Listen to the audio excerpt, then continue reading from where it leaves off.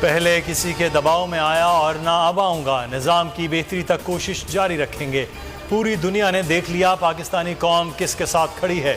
عمران خان کی پارٹی اجلاس کے بعد گفتگو، مشاورتی اجلاس میں جلد الیکشن کے لیے دباؤ بڑھانے کا فیصلہ ہوا۔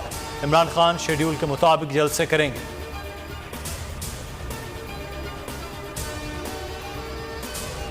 عمران خان کو توہین عدالت کا شو کاز نوٹس۔ اسلام آباد ہائی کورٹ نے 31 اگست کو ذاتی حیثیت میں طلب کر لیا۔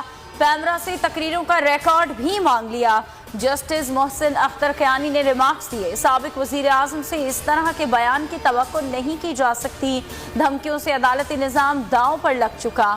یہ بہت سنجیدہ معاملہ ہے، ہمیشہ کے لیے طے ہونا چاہیے۔ مخصوص لوگوں نے پورے نظام کو یرغمال بنا لیا ہے۔ عام آدمی کو کس طرف لے جا رہے ہیں؟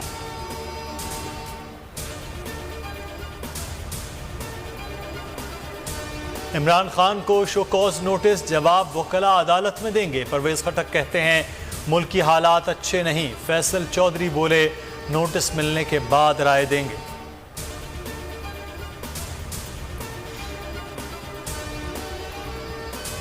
پاکستان کا سیاسی بحران، عالمی ادارے پریشان۔ عمران خان پر دہشت گردی کا مقدمہ، اقوام متحدہ کا نوٹس، آزاد اور شفاف قانونی سسٹم کے نفاذ، کشیدگی میں کمی کا مطالبہ۔ ترجمان سٹیفن ڈیجیرک نے کہا کہ سیکرٹری جنرل عمران خان پر عائد الزامات سے واقف ہیں۔ ترجمان امریکی محکمہ خارجہ نیڈ پرائس نے کہا کہ عمران خان پر الزامات سے آگاہ ہے۔ یہ پاکستان کے عدالتی نظام کا معاملہ ہے۔